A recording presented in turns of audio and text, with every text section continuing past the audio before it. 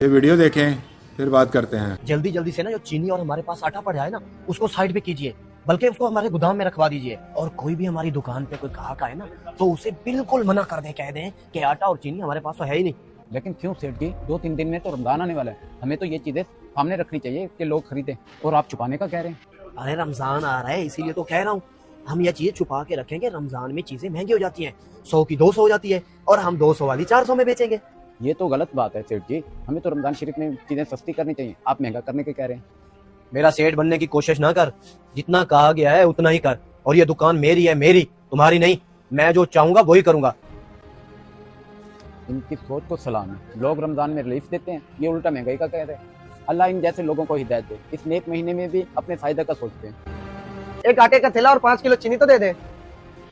माजरत इमरान भाई, हमारे पास आटा और चीनी खत्म हो गई है।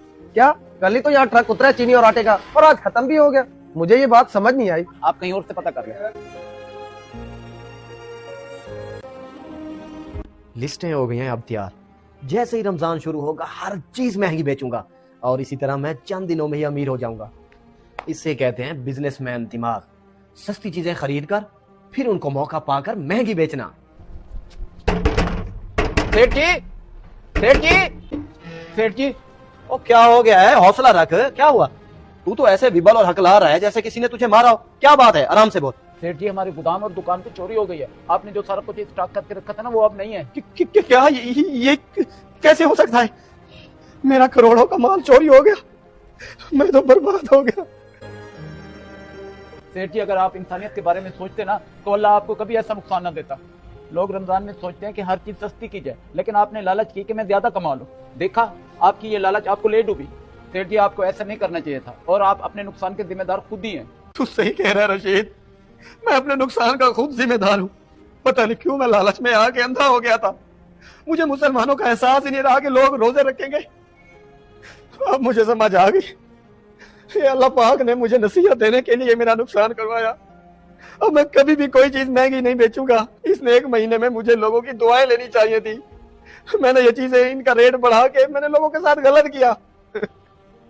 ये उसी की सजा मुझे मिली है। या अल्लाह मुझे माफ कर दे, मैं आइंदा के बाद कभी भी ऐसा कुछ नहीं करूंगा। सेठ जी, हौसला रखें और चुप करें। आपके गोदाम और दुकान पे कोई चोरी नहीं हुई, मैंने आपसे झूठ बोला है, आपको एहसास दिलाना था। सेठ जी, इस महीने में आपको हर चीज सस्ती करनी चाहिए ताकि हर इंसान आसानी से खरीद सके। ये ड्रामा आपको सबक सिखाने के लिए था। मुझे लगता है आपको सबक मिल गया है। और हाँ सेठ जी, इंसानियत की खिदमत ही ना सबसे बड़ा अमल है। इस वीडियो को देखकर आपकी क्या राय है? कमेंट्स बॉक्स में मुझे बताएं। जज़ाकल्लाह।